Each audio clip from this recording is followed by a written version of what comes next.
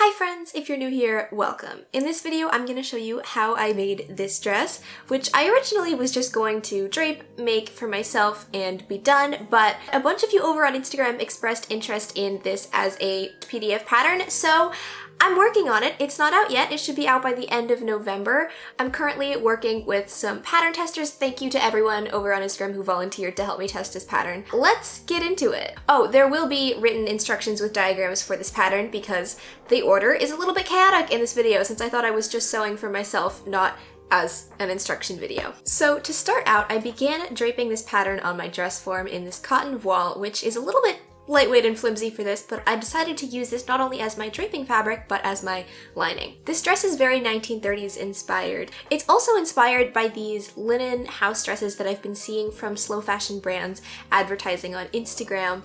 I created two designs of dresses of this style, and you all voted on this one, understandably because it's gorgeous. One thing that I've seen in a lot of these history-bounding linen dresses is adjustability in the fit of the waist. Sometimes this is done with waist ties, oftentimes this is done with elastic, and I think this is a wonderful thing not only for creating garments that will fit multiple body types, but also for yourself. Weight fluctuation is a thing, wanting a different fit is a thing, so having a garment that you can have a little bit tighter or a little bit looser depending on if you're at home relaxing or if you're going out or if you are bloated or whatever is going on. So I love that. The front of this dress is almost completely fitted and then the back is draped with a bunch of ease in the waist.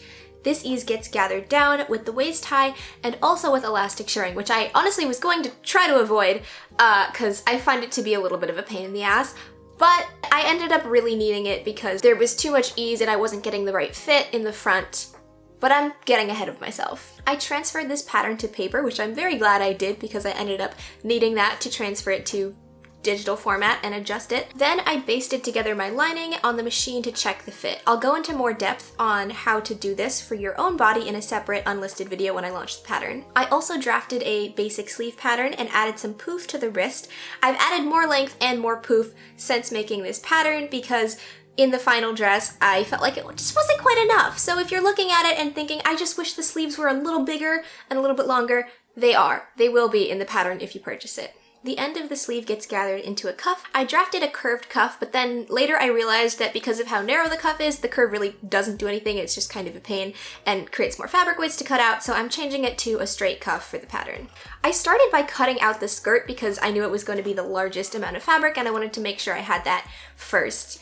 I decided to cut the skirt using a zero waste cutting method where you cut out a rectangle and then you cut it into trapezoids and then flip one of them so you have the smaller ends of the trapezoid together and the larger ends, and you put one bias edge against a straight grain edge so it doesn't stretch once it's sewn. But I kind of miscalculated the sizes here because I wasn't really paying attention and I thought I would use 6 pieces, but I ended up using 10 to get the amount of fullness I needed. So for the pattern, I'm adjusting the cutting layout so that you only need 6 to get a similar amount of fullness that I got with 10. Then I cut out the rest of my pieces. If you're using the pattern, note that there is a slit in the sleeve, but do not cut the slit yet.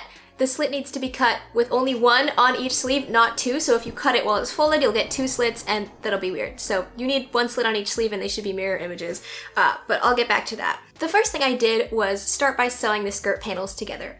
I'm doing this in the front section and the back section separately because later we're going to add the pockets to the side seams, and I pieced them together with a French seam, sewing it with about a 3/8 of an inch seam allowance right sides out, and then trimming the seam allowance, pressing it, and sewing again right sides in with the same 3/8 of an inch seam allowance. Then I drafted a pocket pattern. I cut the pocket pieces out of a similar colored fabric, except this one is, I think it's a cotton poly blend and it's tightly woven so that it'll be good for holding things. Then I stay stitched around all of the curved and bias edges of my bodice pieces except for the ones that are going to be gathered.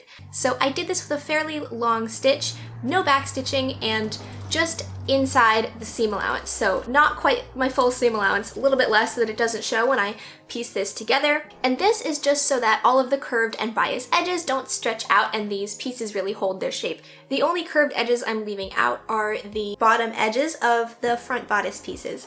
Then I went ahead and sewed some gathering stitches. So I did 2 rows of gathering stitches, one right outside the seam allowance, like the stay stitching, and then one about 1/8 of an inch outside of that. With the longest stitch on my machine, I sewed all the way across the bottom edge of both of those front pieces, as well as along the crown of the sleeve head. Then I sewed my waist ties, which are just long rectangles. I folded them in half the long way and sewed across the short end, and then lifted up my presser foot and pivoted and sewed down the long end. Then I also sewed my cuffs because mine are curved. I had to sew the short end and then the concave side, and is it concave or convex? I forget. The one that goes like this. If you're using the straight cuff in the pattern, you'll just fold the cuff in half and sew the two short ends. Much easier, much less fabric waste. I don't know why I did the curve. It really, if you want to change this to have like a long cuff, then the curve will be important, but it's this wide. I don't know why I thought a curve was necessary. Anyways, then I trimmed the corners down on the ties and the cuffs, turned them right side out and pressed them. Then I sewed down the sleeve seam with a French seam.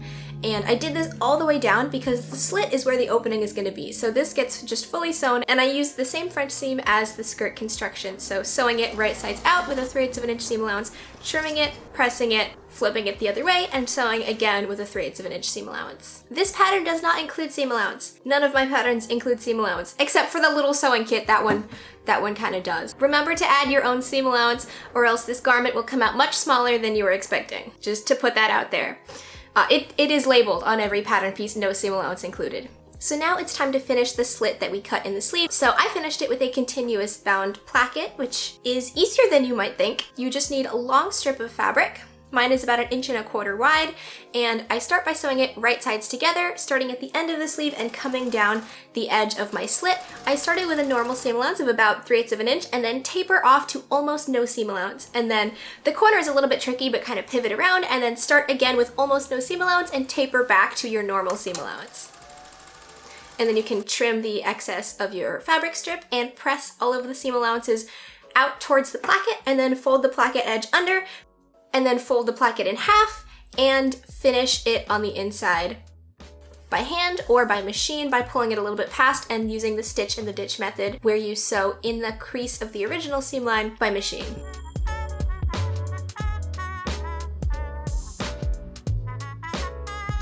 Then I sewed 2 rows of gathering stitches the same way I did on the bodice pieces along that bottom edge of the sleeve. I gathered the sleeve down to fit inside the cuff and pinned the sleeve right sides together to one side of the cuff, carefully with lots of pins, and sewed it by machine, and then pressed all of those seam allowances up into the cuff, pressed the other edge of the cuff under, and finished that by hand. You could also, again, finish this by machine with the stitch and the ditch method by pulling your edge a little bit past the seam line and then sewing from the other side in that crease of the seam line to catch the edge. This wasn't really an option for me because I don't have a great thread match for this fabric and I didn't feel like going out and buying one, but if you prefer to finish things by machine, you can absolutely do so. Now going back to the bodice. First, I sewed the 2 front pieces right sides together along the center front line, making sure not to sew into the seam allowance. So I'm sewing exactly from the point of the pattern to the point of the pattern, but not past, because all of these seam allowances need to be pressed away from the seam line, and if I were to just sew to the end of the fabric, then I wouldn't be able to do that later. I finger pressed the seam open and then began to gather down the bottom edges. I sewed these edges to the yoke, and to do that I did them one side at a time, starting at the center front, using a pin to make sure that the center is really precisely matched, and then easing the rest of the gathers, mostly keeping them around the center of the cup, and pinning and sewing this by machine. Then I did the same thing, repeated on the other side. I pressed all of the seam allowances in the center outwards and from the yoke upwards. At this point, I recommend doing the elastic shirring in the back. I did not because I didn't yet realize that it was completely necessary to make this dress look the way that I wanted it to. Elastic shirring is kind of its own thing, and I'm not going to go into detail on that, but there are lots of YouTube tutorials that will help you out there. The lines of shirring just go straight across the back from the bottom up to the marking on the pattern, which does not exist yet, but it will when the pattern is out. Then I lined up the front of the bodice and the back of the bodice right sides together to sew the shoulder seams and the side seams. I would recommend taking your waist ties and putting them in from the right side of the fabric so that you sew them into your side seams. Make sure that it's above the seam allowance. I forgot to do this and had to unpick it and do it later, but this would be the time to do it. So I sewed both of these seams normally right sides together. Now, if you are not making a lining as a mock-up, you would do all of the same steps to the lining fabric, except not with the ties. And also minus the elastic shirring. You only need to do elastic shirring on the outer layer, not on the lining. But everything else to piece the bodice together would be exactly the same. Then I took my lining and my outer fabric and put them right sides together. So the lining is right side out and then the outer fabric is right side in, and I've shoved the lining into the outer fabric. Popping back in to say you should do this the other way around because the outer fabric will be smaller because it has the elastic in it. So have the outer layer right side out and then the lining inside out on top of that. This is how I'm going to finish the neckline really nice and cleanly. So I'm pinning everything and making sure all of the seam lines line up throughout the bodice, and then sewing around the neckline, starting at the V at the center front, making sure all of the seam allowances are away from what I'm working with, so I only get those 2 layers of fabric, sewing all the way around, and then when I get back to the center, on the other side doing the same thing but pushing the seam allowances the opposite way. This is where it's important that your center seams only go up to where the pattern piece ends and not through the seam allowance, because once you try to turn this right side out, it won't turn right side out nicely if your seam line goes past that end point. Then I edge stitched the neckline so that the lining will stay on its own side. So to do that, I just opened up the seam we just sewed, pushed all of the seam allowances towards the lining side, and sewed a line of stitching about 1/8 of an inch away from that original seam line. I trimmed the seam allowance down a little bit to make sure the curve would lay nicely. Depending on the fabric you're using, you may want to actually clip into it, but if you don't need to, I don't recommend doing it. Then I turned everything right side out and pressed it. Then I cut out my pocket pieces, which if you do all the cutting at once are probably already cut out for you. And I lined up the top edge of the pocket with the top edge of my skirt. I should have 4 pocket pieces and 4 edges that need pockets. So there's the front skirt panel and the back skirt panel, and pocket pieces are going on the top corners of all 4 of those edges. So I lined up the top of the pocket piece and the edge of the pocket piece with those edges and sewed along the edge with a little bit less than my normal seam allowance up to the marking on the pocket where you'll put your hand into the pocket, and then with my normal seam allowance there, and then back to a smaller than normal seam allowance after the second marking. This is just so that when we sew the edges of the skirt together, it's easier to make sure that the pocket isn't accidentally peeking out above or below where you put your hand in. I pressed everything out towards the pocket. I laid my skirt panels right sides together and sewed the side seams starting above the pocket, sewing down to the marking and stopping, backstitching, skipping the pocket opening, and then starting again after the second opening and sewing all the way down. Then I went back up to the pocket bag and sewed all the way around the pocket bag, making sure the 2 layers are lined up correctly. The top edge of the pocket will be closed when it gets sewn into the skirt. Now, I decided to leave the inside seams of these seams raw because I'm a menace, but if you would like to finish them, you can do it by overlocking or by binding or using pinking shears, or you can be like me and live on the edge. Then I set in the sleeves. So I'm doing this with just the outer layer because I'm going to finish the lining by hand.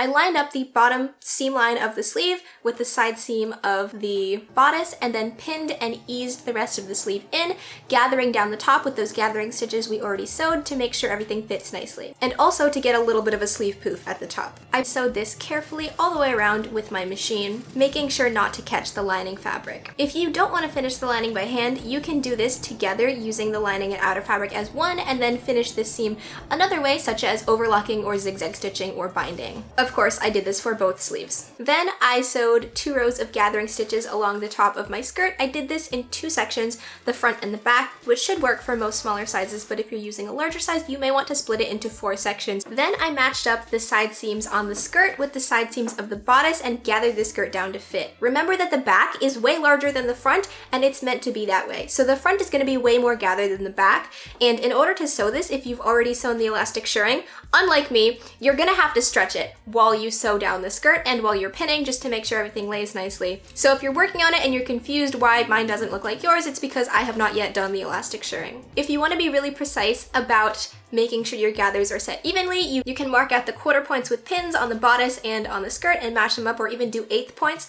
I decided to just kind of go off of little creases, and the way that the skirt is pieced, it's in increments, so it was easy for me to see. But if you don't want to go off of vibes, you don't have to. You can be precise and use pins. Then I sewed the bodice and the skirt together carefully by machine. Again, I'm just using the outer fabric here and leaving the lining out, but you could sew the lining in and finish this seam by overlocking or some other method.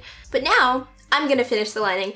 So to do that, I'm making sure that the lining is matched up with the outer fabric perfectly, and then I'm turning under and pinning the lining fabric around the armholes to encase all of those raw edges, and also along the waistline. I sewed it down by hand with a felling stitch.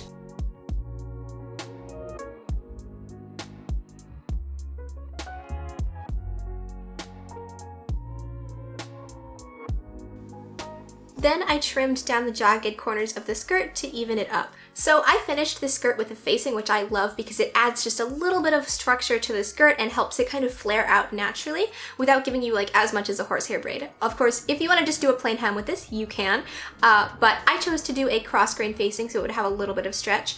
I cut out 5-inch wide strips on the cross grain of this cotton linen blend, pieced them together, and pressed the seams open. I sewed the facing strip right sides together to the edge of the skirt, all the way around. When I got back to where I started, I left a few inches of fabric tail at the start, and then when I got back to it, I trimmed down and pieced that together so I would have a clean finish there, and then finished sewing the facing on. Then I pushed the seam allowances towards the facing side and edge stitched all the way around so that the facing doesn't peek out, and pressed the facing up, turned the top edge under, and finished it by hand with a herringbone stitch. You could also finish this by machine with a straight stitch, but it will be a lot more visible. Because I'm using a cross grain facing, it doesn't quite fit perfectly, so there are a few places where I have little kind of gathers in the facing, which is fine. If you want to avoid this, you can either cut a curved facing, which is gorgeous, which would just be tracing out the curve of the bottom of your hem and creating a facing like that. It's annoying and creates a lot of fabric waste, which is why I didn't choose to do it. You could also do a bias facing, again, more annoying. Then I picked out 2 small buttons and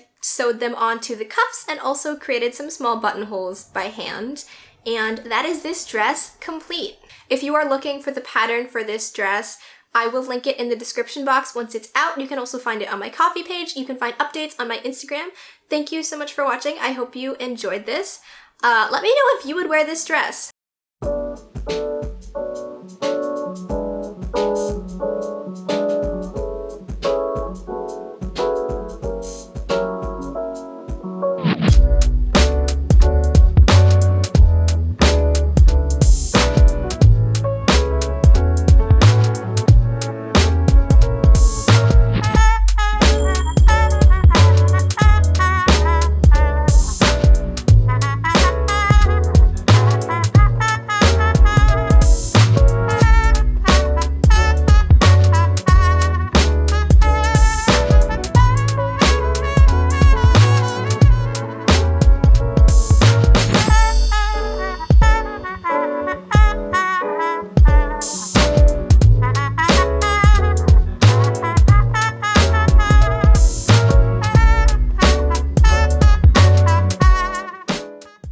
Thank you so much for watching, and I will see you next time. Bye!